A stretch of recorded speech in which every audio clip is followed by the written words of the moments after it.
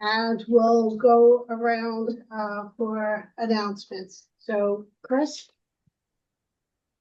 Good morning, everyone. This is Christopher D. Gripe. Unfortunately, I'm in another meeting at the same time, so that's the only screen you're going to see what I have. Um, just to let everyone know, tomorrow from 4 p.m. to 5:30 p.m., MTA will be doing their transit talk at the 34th Street Hudson Yard Station. So anyone can come, get a chance to meet the MTA president, especially his crew from the buses, Cesaride, and subway. So, and reduced fare vehicle for Omni will also be there as well from the hours of 4 to 5:30 p.m. Mayor Chairperson, I did send you my report to you by email as well as the advisory council. So, Mary, you should also got it. It does have all information about the capital data, how to track what station is going to be accessible, what areas that they're going to be working on, and the future accessibility. So please make sure you look at all that information I sent out on the email. And just to remind everyone, please be advised that on certain weekends, you may see trains may run on a different line because they are re-updating station lighting, track replacement, signal replacement, or accessibility improvement. So I am going to remind everyone to please read the notices carefully. Some notices may have been report ripped down. We are aware of that because those are due to the fact of people who like to think it's funny to do that, which is not. Anyone who sees them ripping it down will be fined $150. So just letting you know very clearly.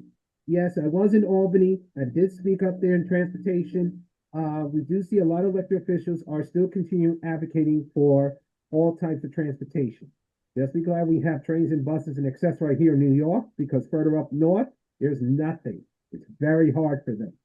So that's all I have right now. And I do have the Omni information that is linked, how to register your Omni card. Doesn't matter if you have Accessorize, reduced fare, or the full fare.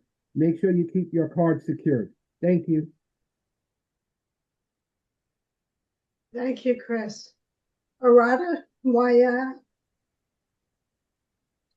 Good morning, everyone. My name is Orada, Director of CSIDD from YAI. Good to see familiar faces. I just want to announce that we have opening in our Manhattan program. We are accepting referrals and also across the boroughs that we provide support, Queens, Bronx, and if you're in the Westchester area as well. CSIDD is a crisis prevention and intervention program. We provide in-person and telehealth crisis responses. We also provide systematic consultations for folks with IDD. Our goal is to reduce hospitalization, focus on the biological, psychological, and social needs of the individuals enrolled in the program.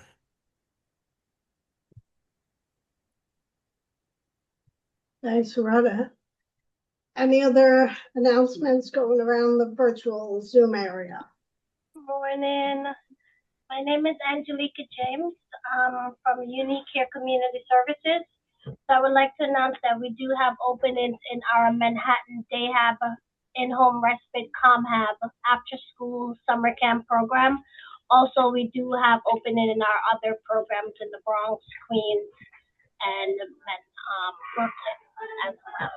I will put my information in the chat if anyone is interested in reaching out. We do not have a waiting list, so we are available. Thank you. Thank you.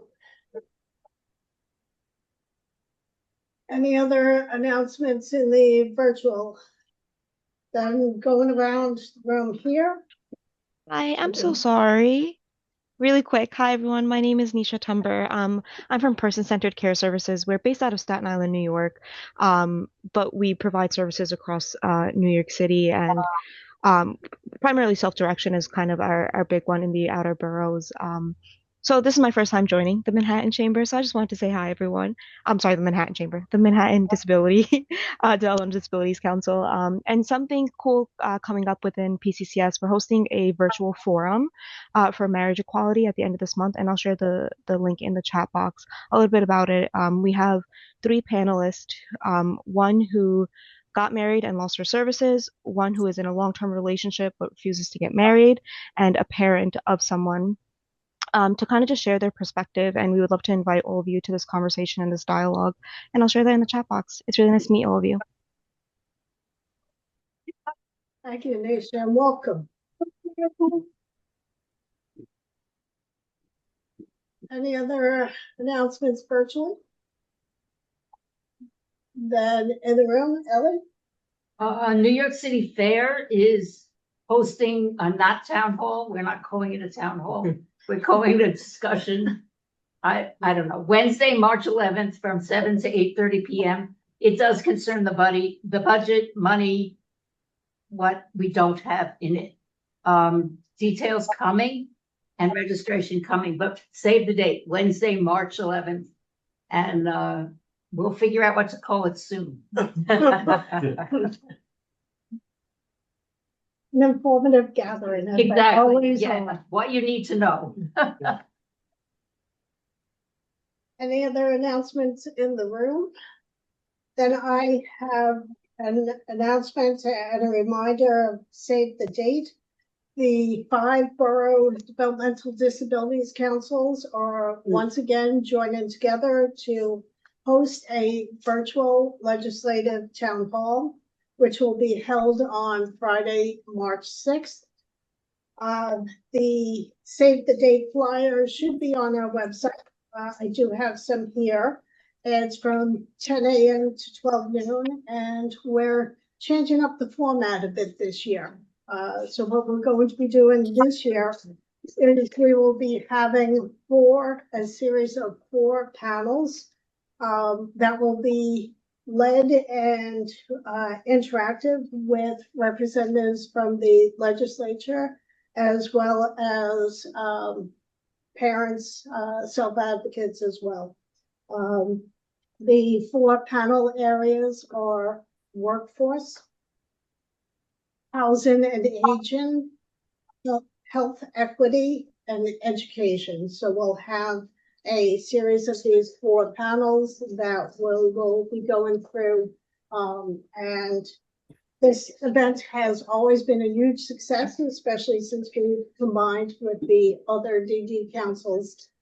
So we look forward to having a very good interactive discussion on March 6th. So save the date and register. Please register and attend. Kathy, I'm sorry, I can't find the raised hand thing, disappeared. Could you explain a little bit more about how the legislators are going to be involved and how we're going to make our points to them? Sure. We have invited and we have commitments from 1 to 2 legislators for each of the sessions. And we will be providing them with a series of 3 to 5 questions for them to address during their panel discussion. I see. Good, thank you. Yep.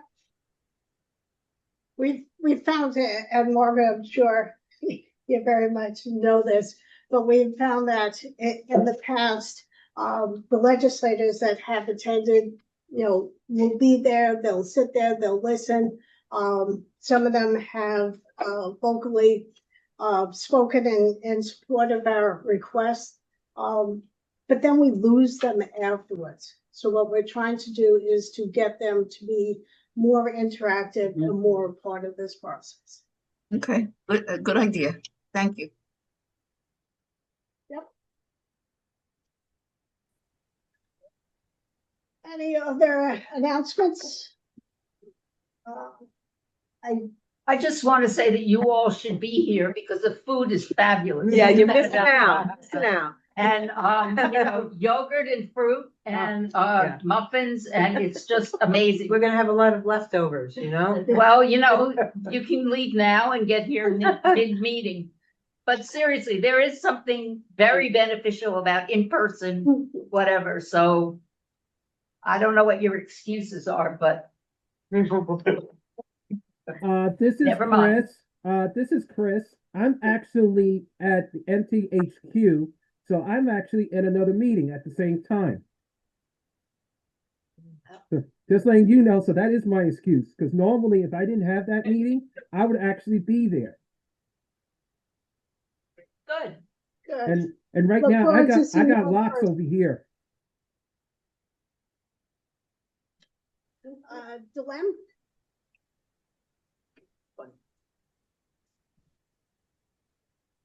Dilem, did you have your hand raised? Hi, I'm so sorry. This is Dylan Valenzuela, New York City Poison Center. I just wanted to announce that in March, we're going to be having our National Poison Prevention Week workshops. We're going to be presenting on medicine safety and poison prevention. And it's really it's for everyone. And this is going to be March 17th and March 18th. We're going to be having these webinars in English and in Spanish. And for caseworkers or also to those that work with children, we also have the ABC's staff training that we're going to be partnering with. Actually, the Healthy Homes program has partnered with the Poison Center as well as ACS, and it's a series of webinars that we're going to be doing in March, April, and then in May it's going to be in Spanish. So those are just announcements that we have from the Poison Center. I'm going to put my information in the chat as well. Great, thank you so much. I don't believe Rayanna is here. Rayanna McKenzie.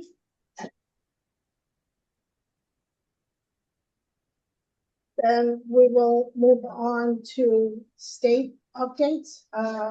Sam, I believe you're here.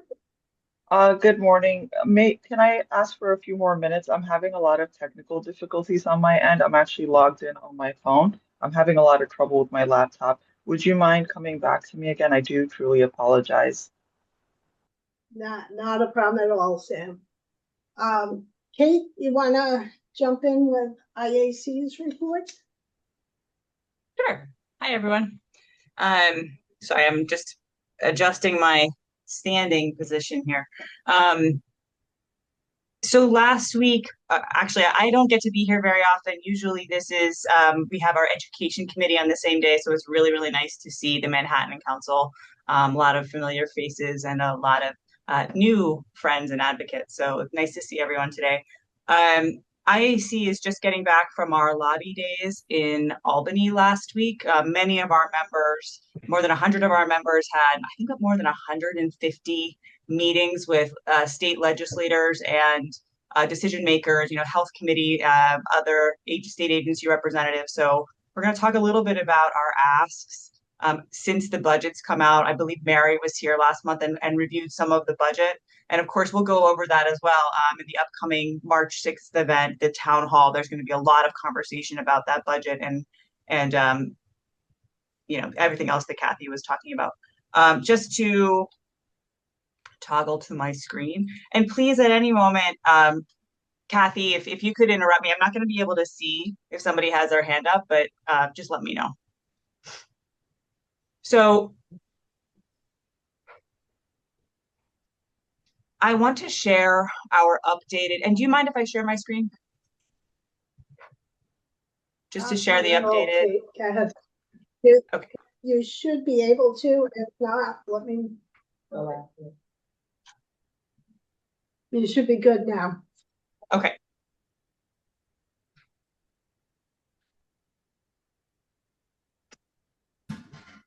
So I'm going to review just briefly the updated asks for OPWDD, early intervention and education, and also clinics.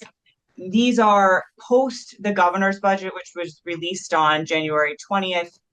These are the updated asks that you may already be familiar with, but there have been some minor changes and also some targeted direction, advocacy that is more specific. So for NIDA, the New York Disability Advocate, this is a coalition of provider agencies. This is the provider agencies, provider agency, if you will. So across this state, we have come together in coalition, and these are our consolidated asks so that we're speaking with one voice to our legislators, to the governor, and to the agencies. So we're asking a lot of this top part. What we would say is please focus on increasing the targeted inflationary increase. The governor recommended 1.7. We need to increase that by 1% to 2.7% and restore care coordination organizations as eligible programs under that TII. That is the most important ask. And if you focus on one thing, it's that.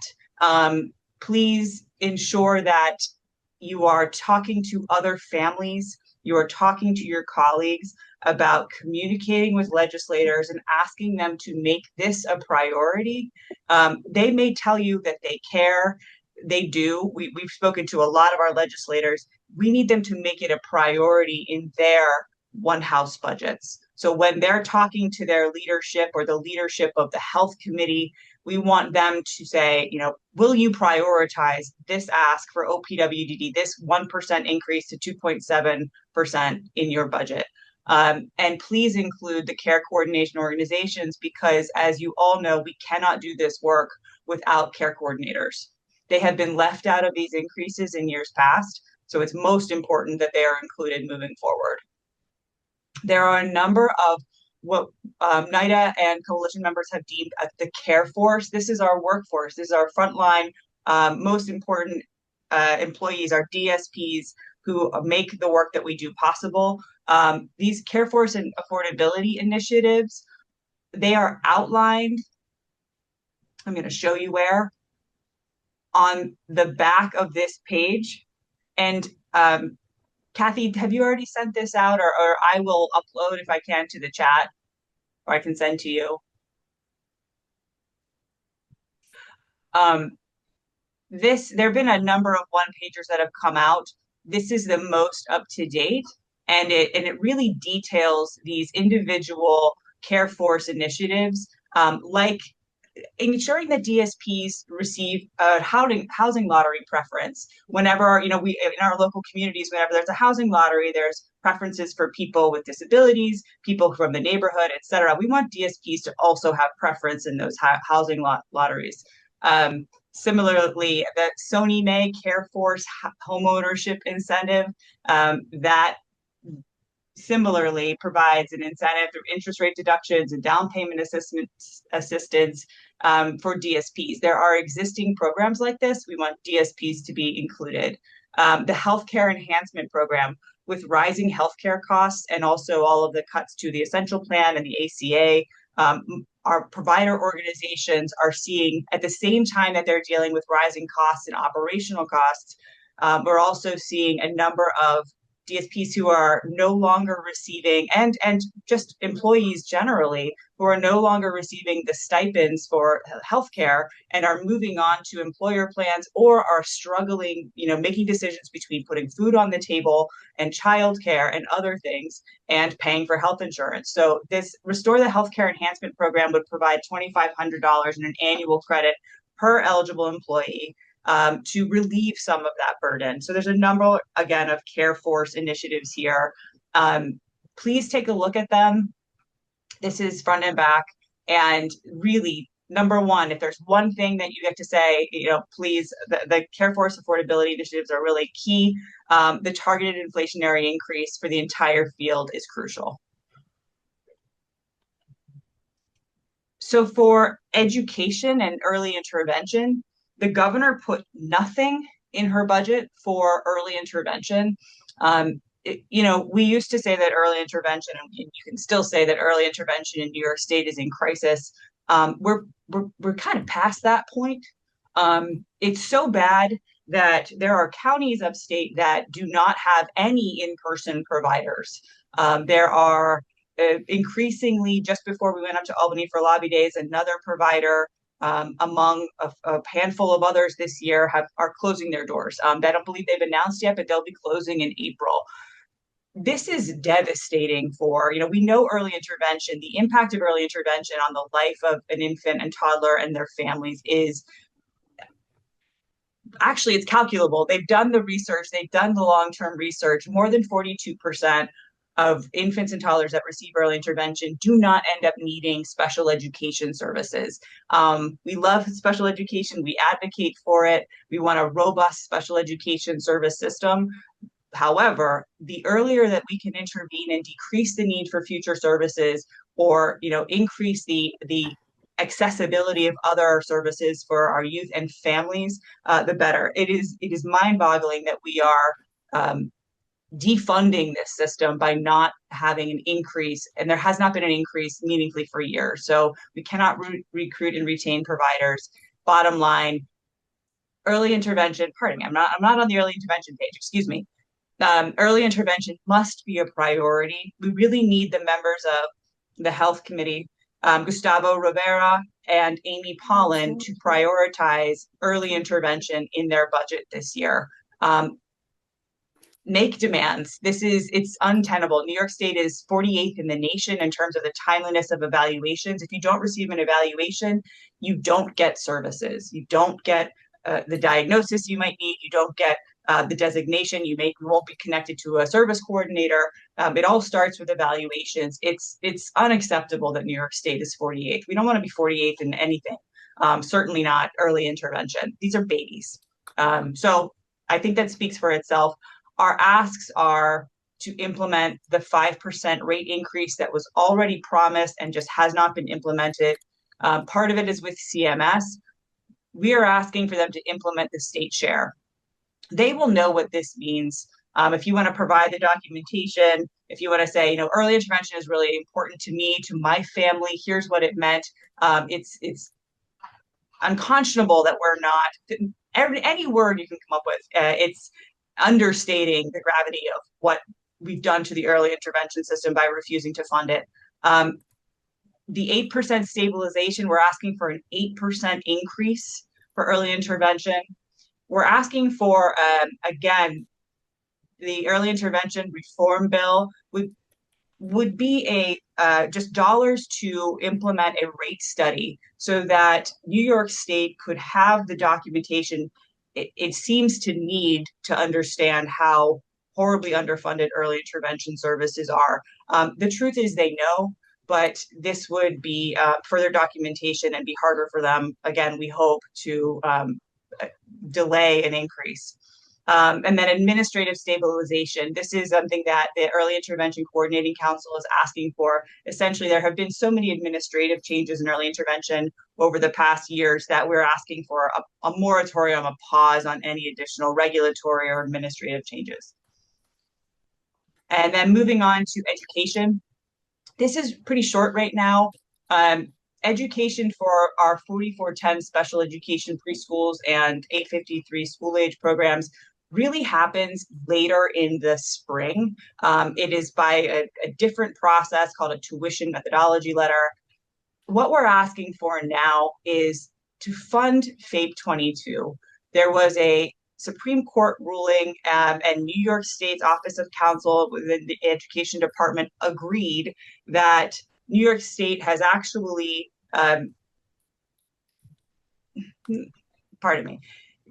students with a disability who have not earned a high school diploma or met their IEP goals by the time that they turn 22 are eligible to stay in school through age 22.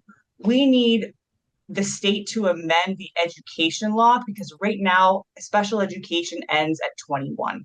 So we need them to extend, include the language in the education law so that students can remain through the school year that they turn 22. They also need to provide, what that does is that provides funding to the districts. Right now, there is no funding mechanism in any of the education formulas in the state budget that pays for students to stay in school. So it's putting a lot of pressure on school districts and creating a lot of really terrible situations where schools can't budget for the number of teachers they need. Parents and families don't know, am I planning for, my child to graduate in November when he turns 22 or in June when all the students are going to graduate, right? I mean, and even students in the same classroom are experiencing different exit dates. This is a disaster. We need them to fund FAPE 22 and, administer it in the law or update the law. There are other asks here. ETTPP is a funding to increase, it's a stipend for our teachers, so because we're losing so many of them to the public schools. So this is an additional funding of that by $10 million.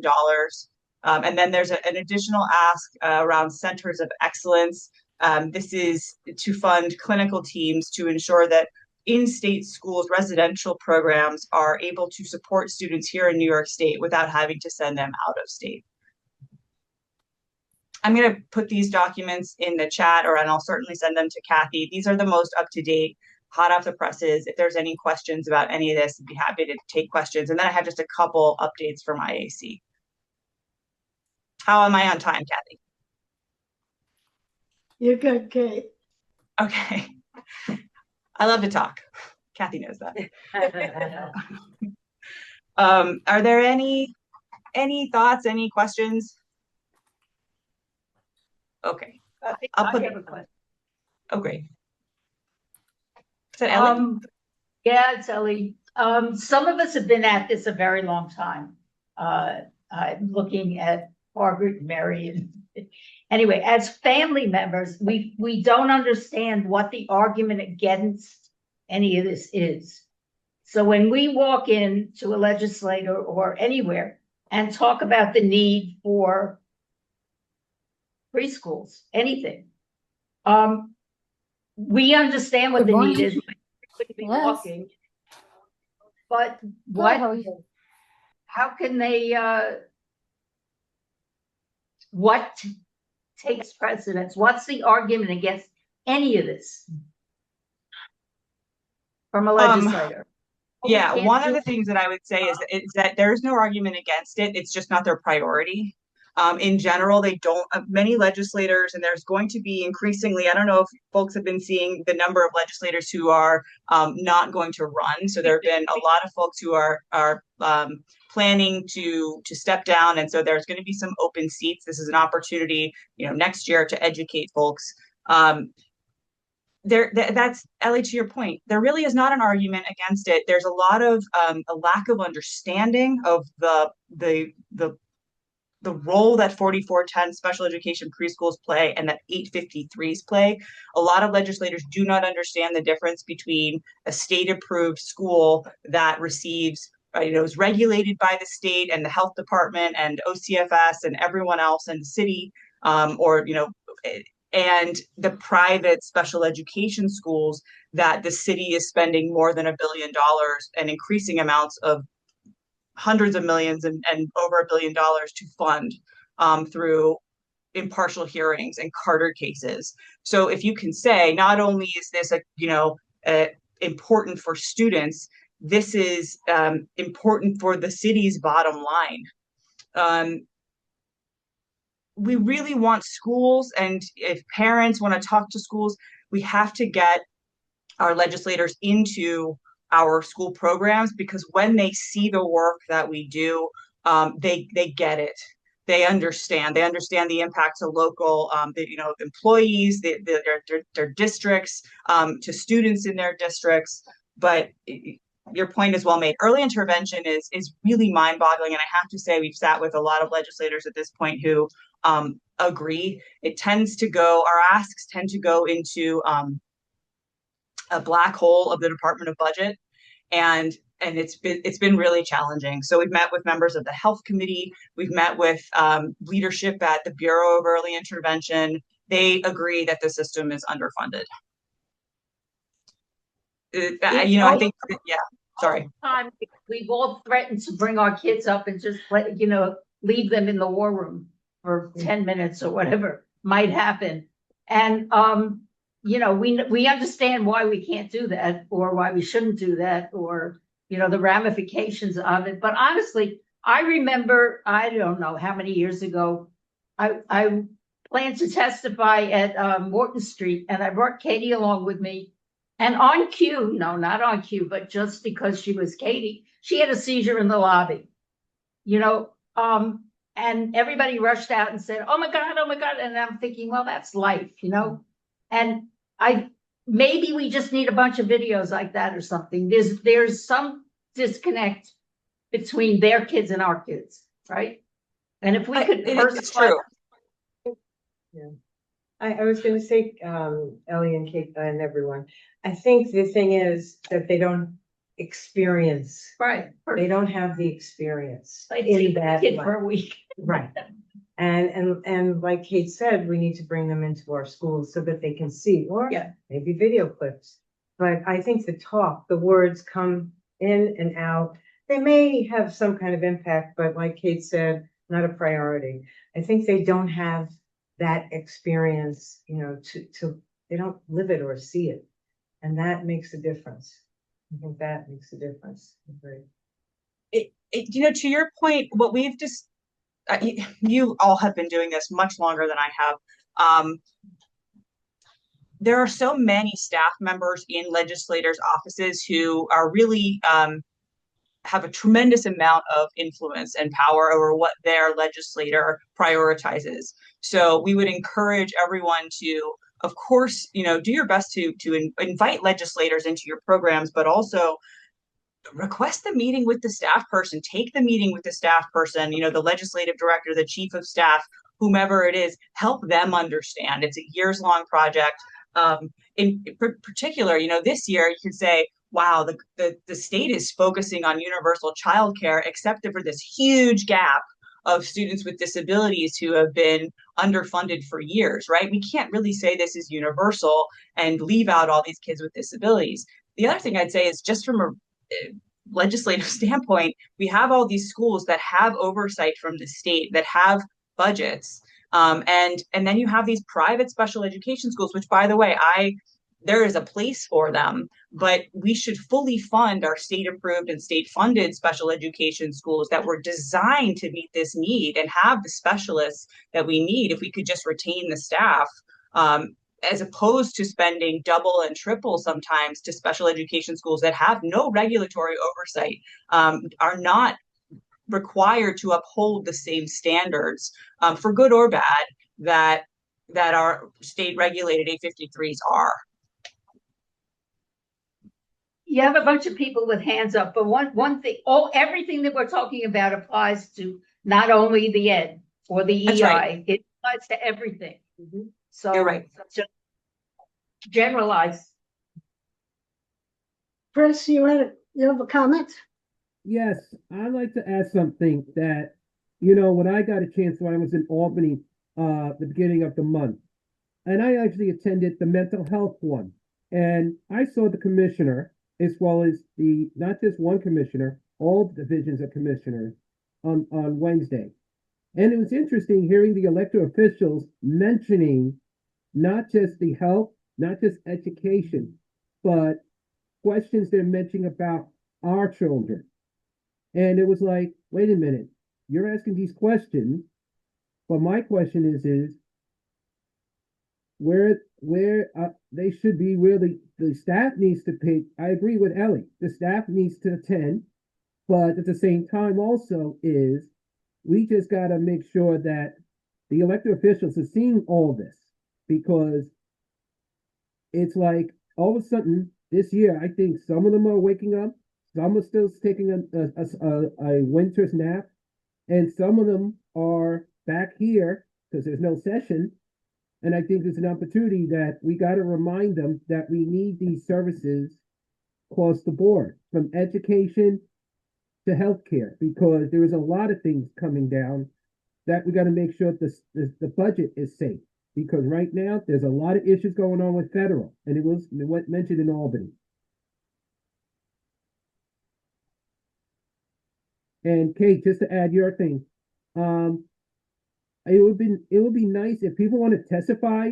They should also try to get a chance to testify at those assembly senators' joint budget meetings, because that will be an opportunity let them see not just the words, but you have your testimony with pictures. And so far, I saw Jim up there, but Jim was actually pretty good. But it'd been nice to see if people were come in, they're allowed to come in, even accessibility, to have an accessibility section and sit and even seeing what they're doing. So that's another way we're seeing our elected officials, not just one, almost every single one of them, district or no district, where they are. Good point. Thanks, Chris. Larry?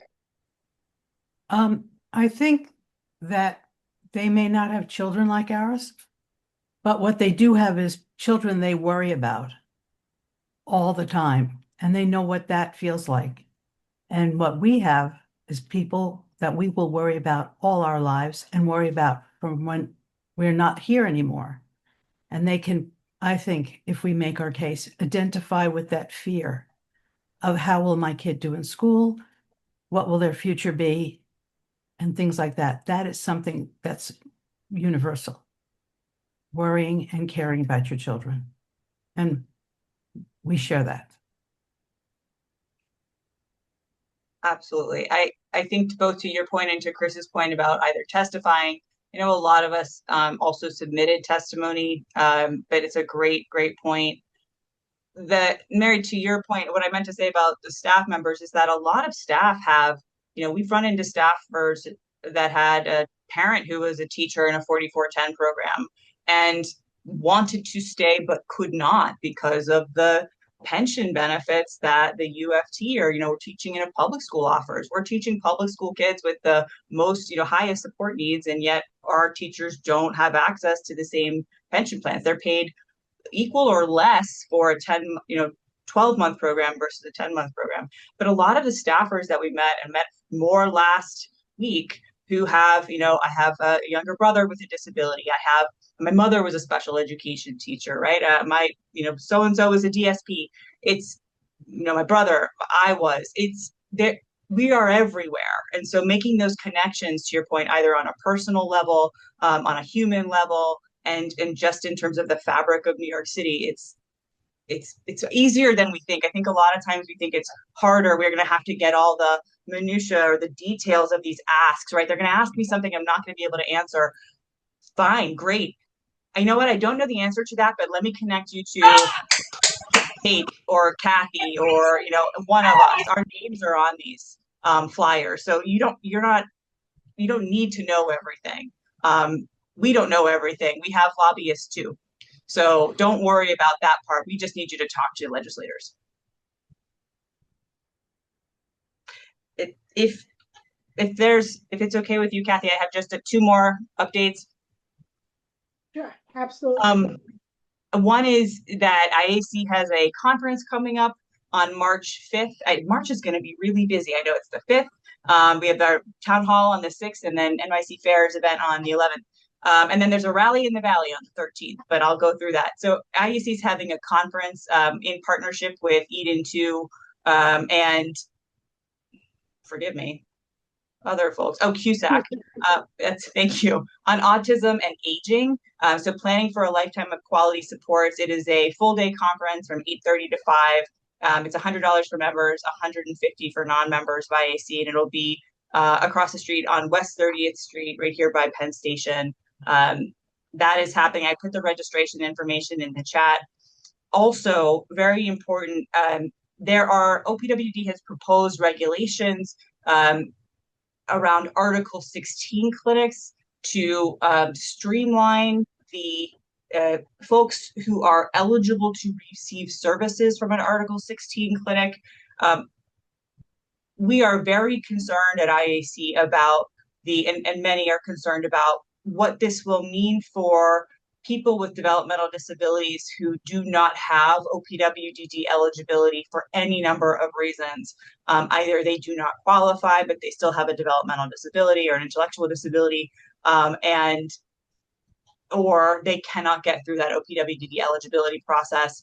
We are really concerned about them being squeezed out of services, especially in this, we've talked about health equity and the inaccessibility of a lot of services. So there's an opportunity for comment through March 1st. IAC has pulled together a work group on it, but if you have received services from an Article 16 clinic, or if I can put the information in the chat. We just want to remind people of the opportunity to comment. And then finally, just again, there's a rally 310 in the War Room in Albany that Ellie just mentioned. March 13th is the rally in the Valley. 319, we're watching for the One House budgets to come out to see if our asks have been prioritized. So it's It's a quick month. We have about 30 days to get our legislators to talk to them and to get them to prioritize our needs for OPWDD education and clinics. And then finally, IAC has a conference in June, and we would welcome everyone to come. So it's June 10th and 11th if you want to save the date. That's it. Thanks, Kate. Thank you. And you're right, we have, in essence, 30 days to make our voices known loud and clear and repeatedly. So everyone that is on this call has a representative in both the Senate and Assembly. And what we ask is that you give them a call, contact them, let them know what our needs are, and also come to our gathering on March 6th and attend as many of these rallies as you possibly can. People who make these calls count. Numbers matter. And the more the legislature hears the needs of our constituency, the more apt they are to keep that in mind when the budget and the One House budgets come out. So make the phone calls, get all of your family members who are voting, registered voters, contact their legislators, and we need to get this done and over the finish line. So we have, as Kate said, 30 days to get this, and hopefully we'll have an improved state budget. Sam, are you going to do the OPW or Contessa? Contessa's in a meeting today, so I'll be providing the updates. They're a little brief, but they're still noteworthy. So good morning, everybody. So the first update that I have is related to the Regional Disability Health Clinics requests for application, or RFA. So the purpose of this is to address the health equity, let me start again. Addressing health equity is a top priority for OPWDD, as well as Governor Hochul. Oftentimes, the common themes that we hear from people is, they're getting left behind when it comes to accessible settings and availability of professionals who are trained to treat the physical needs of people with developmental disabilities. Governor Hochul announced during her last year's State of the State, the 2025 State of the State, and she did include in the New York State budget for 2025 to 2026 approximately $25 million for the creation of regional disability health clinics. The request for applications for the $25 million in capital grants went live back in September 25 of 2025. And just as a reminder, the deadline for applications was November 5th. And OPWDD anticipates awards for these health clinics to be announced in spring of 2026. Another update is regarding Home Enabling Supports, or HES. There was a request for service last year, and we received quite a number of applications. Just to clarify, Home Enabling Supports, they are a new service for people enrolled in OPWDD's waiver. And it is a subcomponent of the assistive technology benefit. Home enabling supports address a person's needs in a way that promotes, maintains, and improves the person's abilities, and it allows them to improve interaction, supports their creating meaningful relationships and maintaining meaningful relationships, and most importantly, supports individuals' ability to live independently and meaningfully participate in their community. So there were a total of 8 providers that were selected by OPWDD to deliver home enabling supports. And we actually, in our region for New York City, we have 3 providers that were selected: Center for Family Support, ADAPT, and PCCS. So OPWDD is working with our ITS colleagues. I was going to say ITS like department, but it's a separate state agency. Sorry about that. So we're working with the ITS to develop a solution for supporting the intake and the home enabling supports plan development for the recipients. So we are hoping to have the new home enabling support service to be available in the early part of this year. And finally, sorry, I'm just adjusting my scarf. It's a little tight. OPWDD is nearing its end of its partnership with Georgetown University's National Center for Cultural Competence. The goal of the partnership was to advance policies and practices of diversity, equity, cultural, and linguistic competence in all areas of the developmental disability services system for New York. And this was due to the unique system changes project that no other state is undertaking currently. The final report of the project and the partnership and collaboration and data collection will be made available in spring of 2026. So when we get the final report, we'll make sure to share that information with you guys and other members of the public. So those are the updates that I have. Very brief, but hopefully they were helpful. Thanks, Sam. Any questions? Oh, tons. The thing that came to mind when you were talking about home enabling supports, as tech, what are they? I mean, the thing that came into my mind, because you started talking about improving people's, I don't know, interactions, was what dating apps are going to be included in there. I don't mean to be too sarcastic. No. I'm gonna put the link for the home enabling supports link in our website, but it's not dating websites, but opportunities for people to be actively engaged in their community. I mean, one can argue that dating apps are an item of general utility. You don't necessarily have to be developmentally disabled to use dating apps. I do remember a while ago there was a group of people who were putting up a dating app with some security for people with IDD. And so anyway, that was a long time ago, and I turned 80 last Monday, so my brain is a little fried. Congratulations. Michael McKenzie, you had a question? Hello. I gave you my email address. Hello? Yeah. Hello? Hello? Yes. We got I your gave you my email. email address. I Yes, put we it in have the that. chat already. Okay, we'll add you to our mail list. Is there anything else you'd like? No. Okay, Michael, thank you. You're welcome. Then we'll move on to committee reports.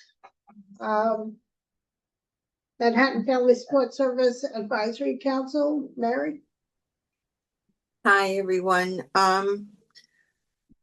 Okay, so next Wednesday, the 24th, we're doing our dental, successful dental with Dr. Holly Shore from Columbia. She's an assistant professor and a dentist there. She's also a sibling of a young adult with autism. So that's on Zoom next Wednesday at 6 o'clock. I'll try to put the link in the Zoom link in the chat. Then on moving to March, we have our statewide FSS meeting on March 11th up in Albany, and you can register on the OPWDD website or email us for that link. In April, we're going to have guardianship and future planning with Stephanie Barron again. We did that 2 years ago. The first Zoom will be a Zoom, and that will go over certain areas of guardianship and future planning, such as supported decision making, having a representative payee, healthcare proxies, and power of attorneys. Again, you need to file guardianship for your loved one at the age of 18. And that's going to be April 22nd, again on Zoom. And then the following week on April 29th, we have the room at HRC's boardroom to go over the application page by page with the attorney herself. So we encourage everybody to attend those. In March, other than the legislative breakfast, which they said was on the 6th, Friday the 6th, we're trying to put together a meeting of the camps for families. We're discussing Camp Ramapo for children, YEI's Frost Valley, Rising Treetops in Oakhurst, and AHRC has both Camp Ann and the Lodge. We're trying to get all 4 of them together for a Zoom in March. But we'll get back to you. We're pretty close on finalizing that. And that's what Jackie and I have. Thanks, Matt. Andrew or Pat? Hi, everyone. I'm Andrew Harris. I co-chair the Manhattan Transition Committee with Pat Liu from GHO. Last week, we had a really cool meeting. This was our 2026 Manhattan Adult Services Showcase. This is our yearly attempt to help you answer the question of what's next after high school. So we had 17 different organizations presenting about services, including day have programs, supported employment, care coordination, family support, community classes, and more. So if you're thinking, oh my God, I wish I had attended that, I missed it. Good news, the recording's available now. I'm going to drop a link to that in the chat. And as Mary mentioned, we are co-sponsoring the 2-part guardianship and alternative series in April with AHRC's Guardianship Services program. All that info is in the chat as well. Hope to see you there. Thanks, Andrew. Kate, you have your hand up? Hi, yes, Andrew, I have a question for you. Have you heard, your transition coordinator extraordinaire, are you receiving communication about students remaining in school through the age of 22 from the DOE? Nothing in writing. Nothing in writing. That's okay. Yeah, nothing in writing since the opinion of council that came out in, what was that, 2022 or 3? Yeah, 2023. Okay, perfect. I mean, Yeah, not good, but thank you. And keep up the fight. Okay. Thanks. I'm looking for in Manhattan Uptown, I'm so sorry, GED organization that provides, training for disabled person that is interested in doing the GED. Can you keep me in information about that?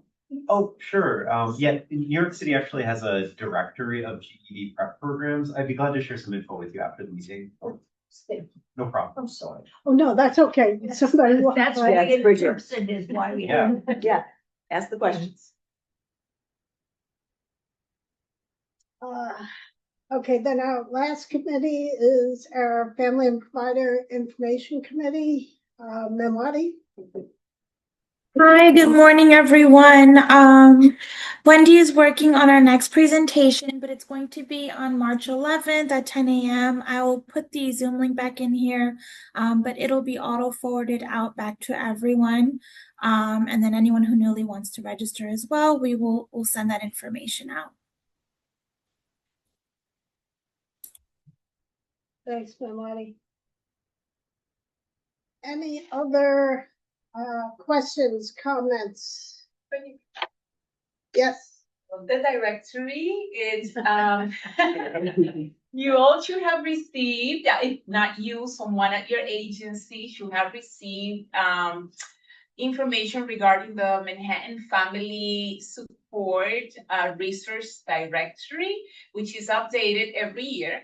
If you have not answered, if you don't know who got it at your agency and you want to make sure that we get updated information, please find out who we have as a contact if you are unsure, if we send you if we send the information to the right person at your agency, let me know. Send me an email because we need your answers as soon as possible. We are working on a lot of information. If we don't get your entries on time, they are going to stay as is. We received a lot of new entries, a lot of new organizations from Include NYC, and I want to thank the person who sent that last month. That's a lot of new resources that we are planning to put into. Actually, we are doing it already. But we need everybody's support. We need everybody to answer those emails that you received from Esperanza Center. That's who it's gonna ask. That's where the email would have come from? Yes, Esperanza Center? I'll give you my email if Okay, you good. do I'll not check. receive it. It's Y Estrella, YESTRELLA @esperanzacenter.com. Just make sure that we have the right information, that we collect all of the programs that your agencies provide, so people can know who you are and they can reach out to you if they need services. This is for families. This is for Manhattan parents and individuals who need services. So it's a very good opportunity to promote your agency for free. So that's it. Thanks. Thank you. Any other new business, final comments, concerns? First of all, again, thank you to Birch for hosting us today. Happy to come anytime. We do have an open and we're looking to find locations for March and I believe May and June. So if out there or anybody here has space available that can accommodate a hybrid meeting, usually we have about 15 to 20 people in person. And we'd love to see that grow. Eventually, my hope is one day to be back fully in person, but I don't think we're there yet. So if you have the space available, please let me know and we'll take our show on the road. Nicole, did you have your hand up? Oh yes. Last time I had offered to see if Adapt Community Network could host, but no one emailed me. But I'm gonna put my email in the chat. I know you guys are looking for locations. Yes. Yep. Thanks. Matt? Yeah, and we are looking for locations, and you don't have to supply food. We can bring the food. Okay. So don't feel obligated that you have to feed us. We just want help ourselves here. It's part of what we do. hybrid site. That's all.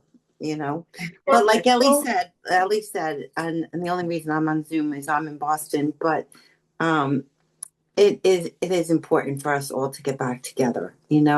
So I promise there's good food if you come. And good people. Birch set the bar pretty high. I know. I'm so sad. The yoga were Great. a big surprise. Okay, our next meeting again will be on March 17th. We seem to be hitting the holidays. Yeah. So happy Lunar New Year to Yes. everybody who celebrates, and we'll see everybody again on St. Patrick's Day. So have a great day and stay well. Thank you. Thank you. Take care, everyone. Thank you. Bye. Bye.